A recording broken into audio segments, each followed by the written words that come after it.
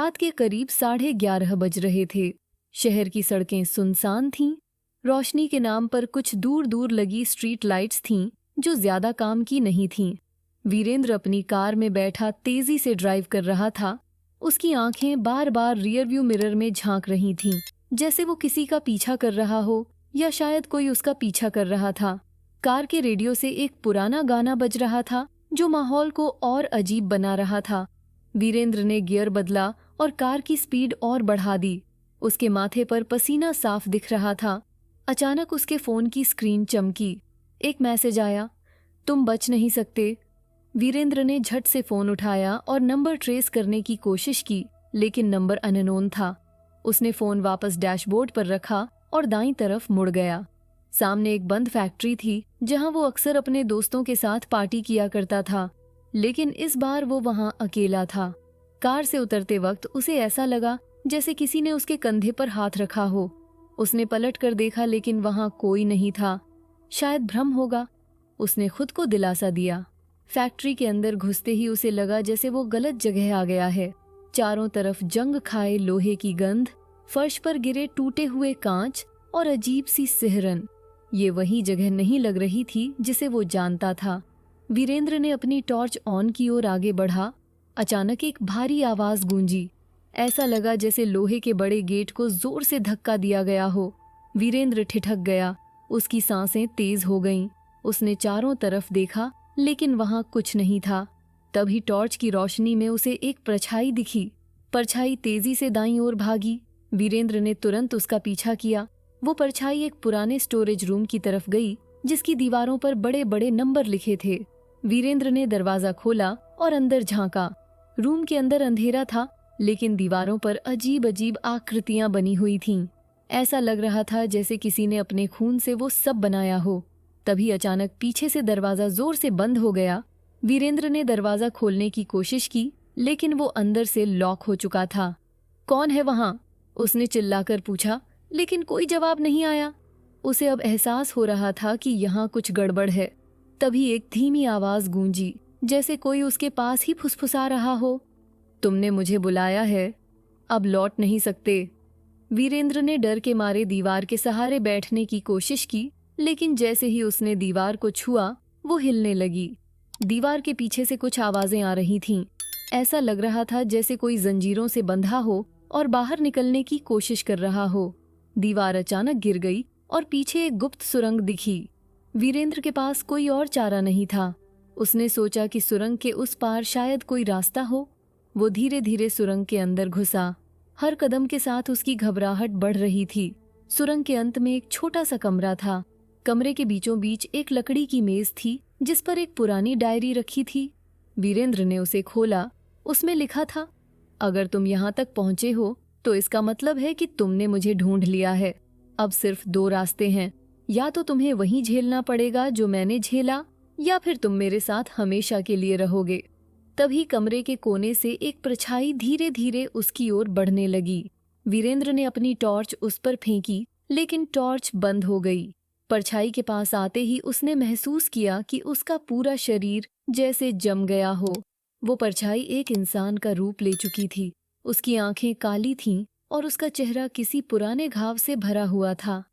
तुमने इस खेल की शुरुआत की है वीरेंद्र, अब इसे खत्म भी तुम्हें ही करना होगा।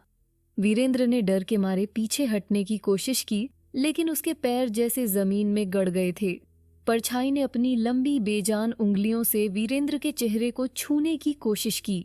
तभी अचानक एक जोरदार आवाज के साथ सब कुछ काला हो गया। जब वीरेंद्र को होश आया तो वो अपनी कार में था। रेडियो बंद था, सड़क सुनसान थी और घड़ी में वही समय था, 11:30। उसने चारों तरफ देखा। फैक्ट्री गायब थी, लेकिन उसके फोन पर एक मैसेज था, तुम बच गए हो, लेकिन अगली बार। वीरेंद्र ने फोन को दूर फेंक दिया और तेजी से कार स्टार्ट की, लेकिन जब उसने मिरर में देखा तो पीछे की सीट पर वही परछाई बैठी थी। वीरेंद्र के रोंगटे खड़े हो गए। उसकी उंगलियां स्टीयरिंग व्हील पर जम गईं। उसने हिम्मत जुटाकर धीरे धीरे पीछे देखा, लेकिन वहां कोई नहीं था। उसने सोचा, क्या मैं पागल हो रहा हूं? उसने गाड़ी को स्पीड में डाला और सड़क पर नजरें जमाए हुए ड्राइव करता रहा। लेकिन हर कुछ मिनट पर उसे ऐसा महसूस होता जैसे गाड़ी के अंदर कोई और भी है। आखिरकार वो शहर के बाहरी इलाके में एक पेट्रोल पंप पर रुका। वहां एक बूढ़ा कर्मचारी बैठा था। वीरेंद्र ने कांपती आवाज में पूछा, क्या आपके पास पानी है? बूढ़ा कर्मचारी मुस्कुराया, लेकिन उसकी मुस्कान कुछ अलग थी। उसने वीरेंद्र को बोतल दी और पूछा, बेटा, क्या तुम स्टेशन नंबर 17 से होकर आए हो? वीरेंद्र को लगा जैसे उसके पैरों तले जमीन खिसक गई। Station number 17? मैं तो वहां गया ही नहीं, उसने झूठ बोलते हुए कहा। बूढ़े ने अपनी निगाहें वीरेंद्र के पीछे कार की तरफ घुमाईं और फिर धीमे स्वर में बोला, कोई भी वहां से जिंदा लौटकर नहीं आता। अगर तुम वापस जा रहे हो तो अपनी आंखें बंद रखना। वीरेंद्र ने तुरंत पानी लिया, पैसे दिए और गाड़ी में बैठ गया। उसने रियरव्यू मिरर से बूढ़े की तरफ देखा, लेकिन वो वहां नहीं था। पूरी जगह खाली पड़ी थी। गाड़ी स्टार्ट करते ही रेडियो अपने आप चालू हो गया। इस बार उसमें कोई गाना नहीं, बल्कि किसी की आवाज थी, तुम अब खेल का हिस्सा बन चुके हो, भागने की कोशिश मत करना। वीरेंद्र ने रेडियो बंद करने की कोशिश की, लेकिन बटन काम नहीं कर रहा था। उसने जोर से स्टीयरिंग पर मुक्का मारा और गाड़ी तेजी से आगे बढ़ाई। कुछ देर बाद उसने महसूस किया कि सड़क खत्म हो चुकी है, लेकिन गाड़ी अब भी चल रही है। चारों तरफ अंधेरा था। ऐसा लग रहा था जैसे वो किसी अनजानी जगह पर जा रहा हो। गाड़ी अचानक रुक गई। जब उसने दरवाजा खोला तो उसके सामने वही फैक्ट्री खड़ी थी, लेकिन इस बार ये पूरी तरह जली हुई थी। अंदर से किसी के चिल्लाने की आवाजें आ रही थीं। वीरेंद्र को समझ नहीं आ रहा था कि वो क्या करे। तुम्हें वापस आना ही था, एक गहरी आवाज गूंजी। इस बार वो आवाज हवा में नहीं, बल्कि वीरेंद्र के दिमाग के अंदर थी। उसने दोनों हाथों से अपना सिर पकड़ लिया। मुझे छोड़ दो, मैंने कुछ नहीं किया, वो चिल्लाया। अचानक हवा में एक पुरानी चाबी लटकी हुई दिखाई दी। वो चाबी चमक रही थी। वीरेंद्र ने उसे पकड़ने की कोशिश की, लेकिन जैसे ही उसने उसे छुआ, उसकी पूरी जिंदगी उसकी आंखों के सामने चमक गई। वो देख सकता था कि कैसे उसने अपने दोस्तों के साथ मस्ती करते हुए इस फैक्ट्री में कई बार शराब पी थी। वो देख सकता था कि कैसे उसने एक बार गलती से एक छोटे लड़के को वहां बंद कर दिया था। तुम्हारी गलती ने मुझे यहाँ कैद कर दिया, अब तुम मेरी जगह लोगे। वीरेंद्र समझ गया कि ये सब उसी लड़के की आत्मा का बदला है। उसने माफी मांगी, लेकिन वो आत्मा माफ करने के मूड में नहीं थी। उसके चारों ओर अंधेरा छा गया। वीरेंद्र ने खुद को एक छोटे अंधेरे कमरे में बंद पाया, वही कमरा जहां उसने उस लड़के को छोड़ा था। दीवारों पर खून से लिखा था, जो दूसरों के लिए जाल बिछाते हैं वो खुद उसमें फंस जाते हैं। तभी दरवाजा अपने आप खुल गया। वीरेंद्र बाहर निकला, लेकिन अब वो इस दुनिया में नहीं था। चारों तरफ वही आत्माएं थीं जो इस खेल का हिस्सा बन चुकी थीं। अब वीरेंद्र का चेहरा भी बदल चुका था।